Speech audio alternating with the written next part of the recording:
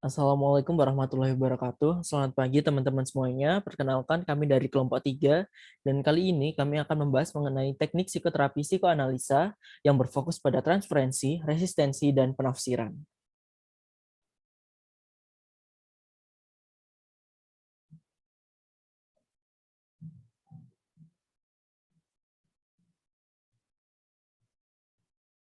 Dan dalam penjelasan kali ini akan dijelaskan oleh saya Alvin Andrian dan juga Nadia Monika. Oke, baik. Kita langsung aja masuk ke dalam pembahasan yang pertama. Di sini kita akan membahas terlebih dahulu apa sih definisi dari terapi psikoanalisa tersebut.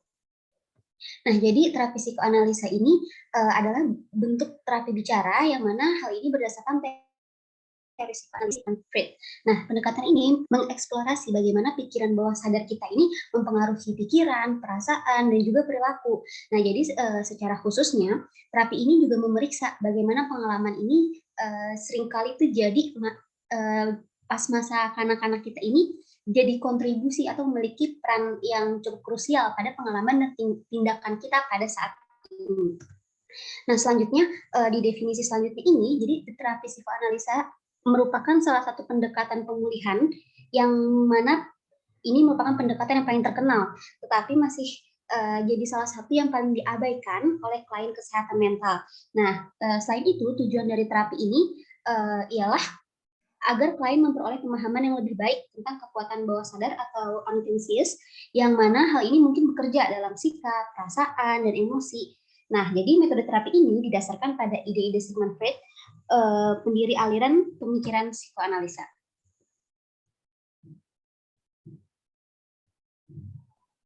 Nah, untuk selanjutnya kita akan bahas nih mengenai proses kerja psikoterapi psikoanalisa.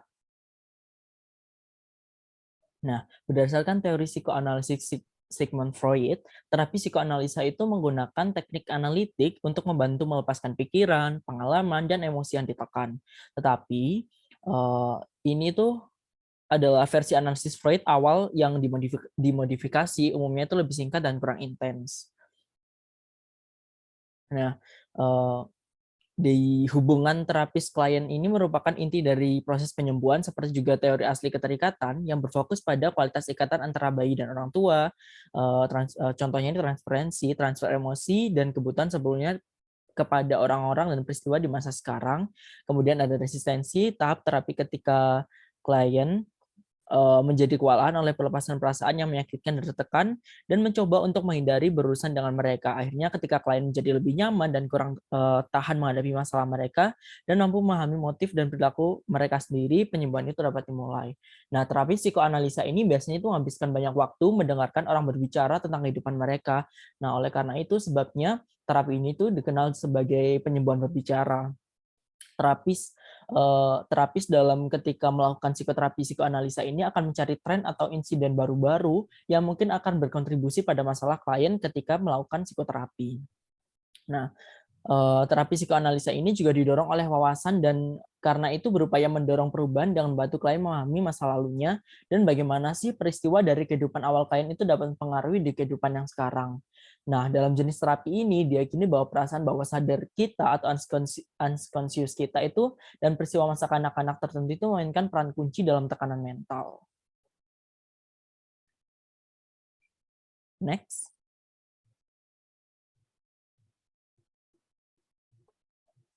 Oke, selanjutnya kita juga harus tahu nih kayak tipe klien yang bagaimana sih yang dapat menggunakan psikoterapi psikoanalisis. Nah, jadi di sini ada beberapa kondisi yang mana kondisi klien ini dapat kita gunakan sebagai atau kita menggunakan psikoterapi psikoanalisis. Nah, tipe yang pertama itu mungkin bagi klien yang memiliki kecemasan, begitu juga dengan depresi, perjuangan emosi dan juga mungkin trauma akan masa lalu, masalah identitas, begitu juga dengan masalahnya harga diri, penegasan diri, seperti juga gangguan psikomatis, adanya masalah hubungan, baik entah itu hubungan secara interpersonal atau intrapersonal, kemudian perilaku merusak diri atau hurt himself, yang terakhir adalah masalah seksual.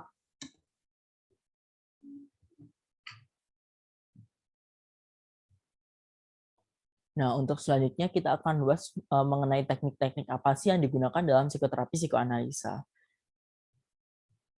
Nah, eh, sebelumnya klien yang hendak menjalani terapi psikoanalisa itu sering bertemu dengan terapis mereka itu setidaknya seminggu sekali, dan mereka itu dapat tetap melakukan terapi itu selama berbulan-bulan atau bahkan bertahun-tahun. Nah, selain terapis itu mendengarkan klien berbicara tentang pengalaman dan kekhawatiran klien, terapis itu juga dapat menggunakan teknik-teknik untuk membantu klien memahami dan mengidentifikasi kemungkinan apa sih yang menjadi penyebab kekhawatiran klien.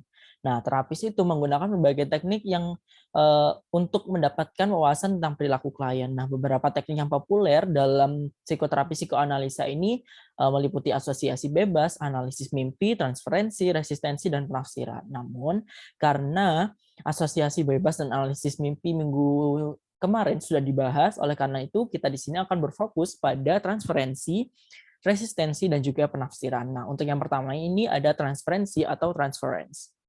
Nah, transferensi ini sendiri didefinisikan sebagai persepsi dan tanggapan terhadap seseorang di sini dan sekarang yang lebih tepat mencerminkan masa lalu tentang atau tanggapan orang-orang penting sebelumnya dalam kehidupan seseorang, terutama orang tua dan saudara kandung. Untuk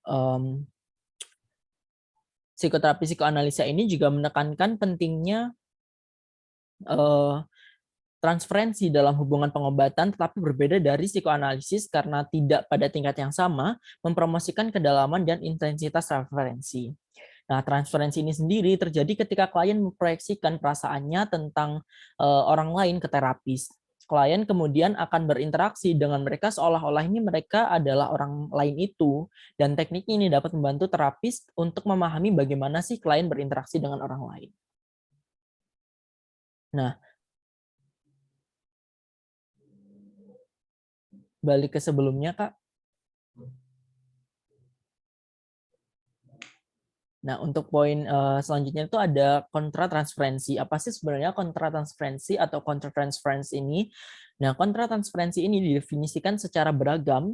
Yang pertama ini adalah reaksi pemindahan analisis atau psikoterapis kepada klien, reaksinya terhadap pemindahan klien, dan setiap reaksi, perasaan, dan sikap analisis atau terapis terhadap klien terlepas dari sumbernya. Nah, tanggapan ini adalah manifestasi dari keterlibatan yang diperlukan oleh terapis atau analis dalam proses emosional perawatan. Nah, selain itu, reaksi-reaksi ini tuh juga merupakan sumber pemahaman yang kaya tentang pengalaman klien saat menyentuh terapis secara efektif. Meskipun perasaan kontratransferensi ini terkadang tidak nyaman bagi terapis dan merupakan tantangan untuk dipantau dan diproses, perasaan tersebut itu dipahami sebagai cerminan dari perekat hubungan yang tanpanya ini tidak ada hubungan nyata atau perubahan signifikan yang dapat terjadi. Next.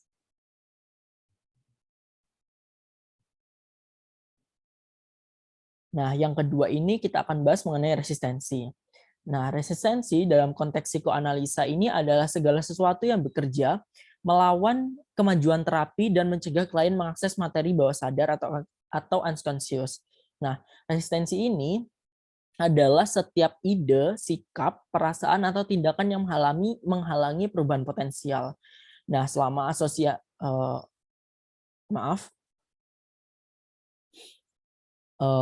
Freud ini memandang resistensi sebagai proses bawah sadar yang digunakan orang atau klien untuk melindungi diri mereka sendiri dari kecemasan dan rasa sakit yang tidak dapat ditoleransi, yang mungkin ini terjadi jika mereka itu menyadari perasaan yang ditekan.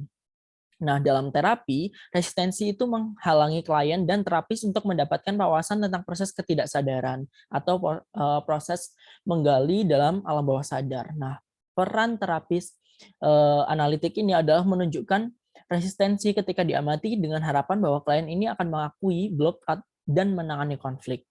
Resistensi dalam terapi itu, dalam terapi psikoanalisa, bukanlah sesuatu yang harus disingkirkan, tapi sesuatu yang harus dihadapi.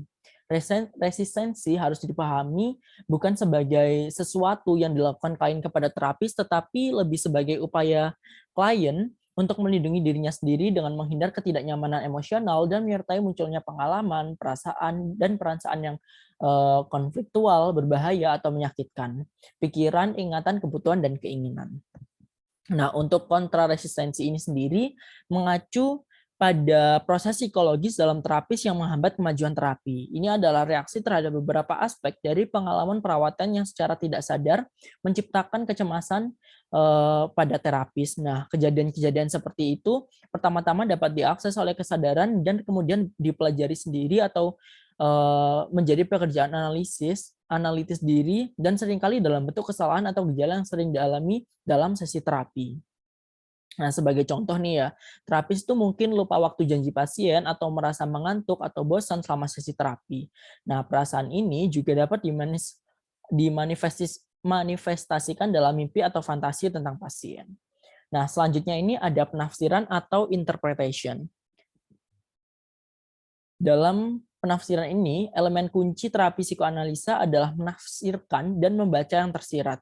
Sementara terapis ini cenderung untuk tetap relatif tenang dan memungkinkan klien untuk berbicara dengan bebas, dan mereka itu kadang-kadang akan menyela pemikiran atau interpretasi dari topik yang klien diskusikan. Nah, mereka mungkin juga bertanya tentang impian klien juga. Nah, Freud ini banyak menulis tentang analisis mimpi dan percaya bahwa mimpi adalah sumber penting untuk memahami alam bawah sadar. Penafsiran adalah suatu prosedur dasar dalam menganalisis asosiasi bebas, mimpi-mimpi, resistensi-resistensi, dan transferensi-transferensi. Prosedurnya ini sendiri terdiri atas tindakan-tindakan analisis yang menyatakan, menerangkan, bahkan mengajari klien makna-makna tingkah laku yang dimanifestasikan oleh mimpi-mimpi, asosiasi bebas, resistensi-resistensi, dan oleh hubungan terapeutik itu sendiri. Fungsi penafsiran dalam terapi psikoanalisa ini adalah untuk mendorong ego untuk mengasimilasi bahan-bahan baru dan mempercepat penyingkapan bahan tak sadar lebih lanjut. Penafsiran analisis menyebabkan pemahaman dan tidak terhalangi bahan tak sadar atau unconscious pada pihak klien.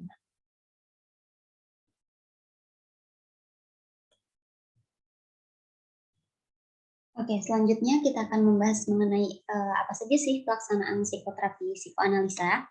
Nah, di poin pertama ini ada durasi terapi.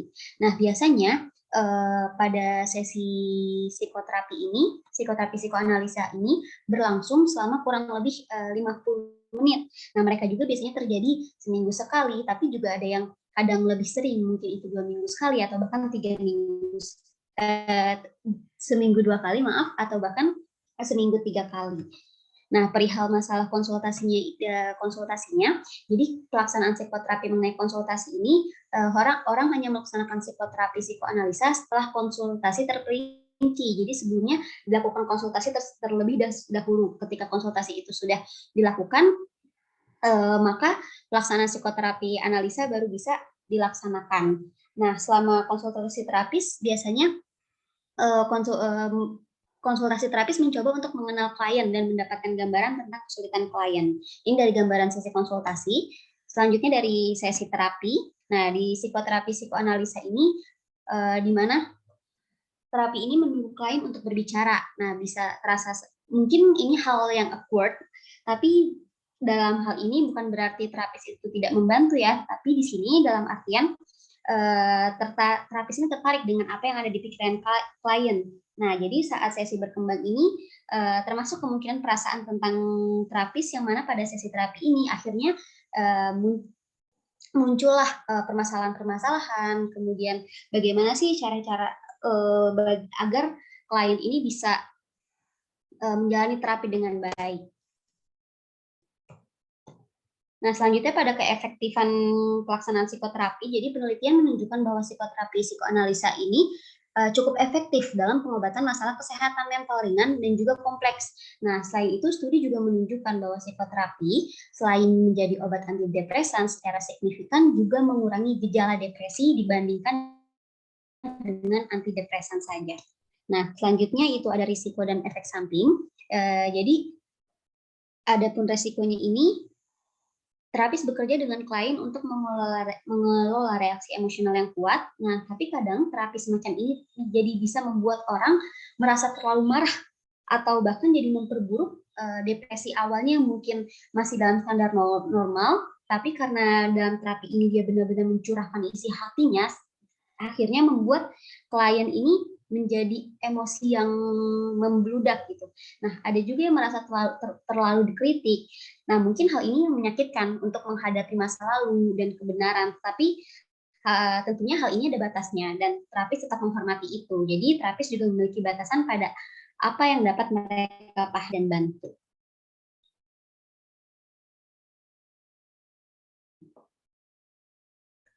Nah, untuk selanjutnya kita akan bahas mengenai apa sih benefit psikoterapi psikoanalisa.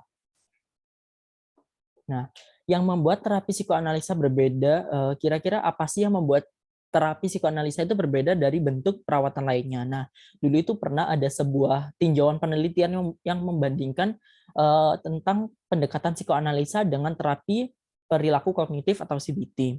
Nah, dari hasil penelitian ini mengidentifikasi 7 fitur yang membedakan pendekatan psikoanalisa dengan CBT. Nah, yang pertama ini berfokus pada emosi, di mana CBT itu berpusat pada kognisi dan perilaku, tetapi psikoanalisa ini mengeksplorasi bagaimana sih emosi-emosi yang dialami oleh pasien. Nah, yang kedua ini adalah mengeksplorasi penghindaran. Orang itu sering menghindari perasaan, pikiran, dan situasi tertentu yang menurut mereka itu menyusahkan. Memahami apa yang dihindari klien dapat membantu psikoanalisis atau terapis dan klien memahami mengapa penghindaran tersebut berperan. Nah, yang ketiga ada mengidentifikasi tema yang berulang. Beberapa orang mungkin menyadari perilaku merusak diri, tetapi mereka itu tidak dapat menghentikannya. Orang lain mungkin tidak menyadari pola-pola ini dan bagaimana pola-pola ini mempengaruhi perilaku mereka.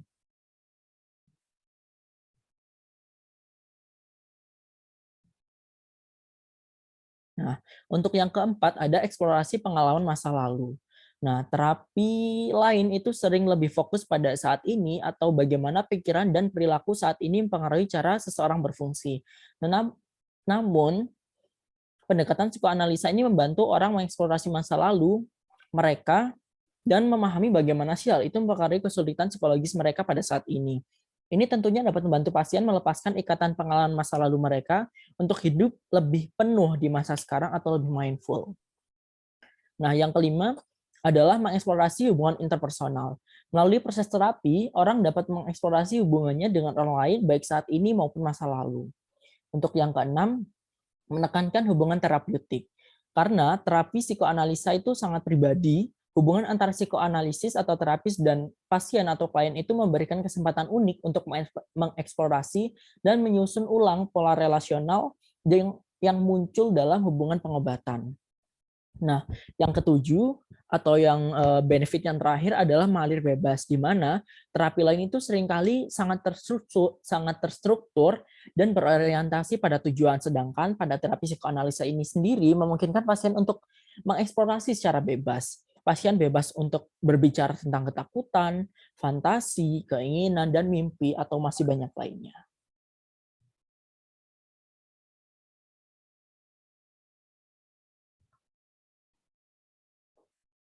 Baik, sekian presentasi atau penjelasan dari kelompok kami mengenai pendekatan teknik psikoterapi psikoanalisa yang berfokus pada transferensi, resistensi, dan juga penafsiran. Apabila teman-teman ada pertanyaan, silahkan ditanyakan di kelas di kolom diskusi. Oke, sebelumnya kami mengucapkan mohon maaf yang sebesar-besarnya apabila terdapat kesalahan, baik dari perkataan saya maupun Nadia, dan juga kemungkinan apabila terdapat koneksi buruk sehingga suara-suara kita tidak terlalu jelas. Kami juga mengucapkan terima kasih apabila terima kasih kepada teman-teman karena telah menonton video ini, video penjelasan kami dari awal sampai akhir. Oke, dari kami cukup sekian. Wassalamualaikum warahmatullahi wabarakatuh. Selamat pagi. Okay, well done.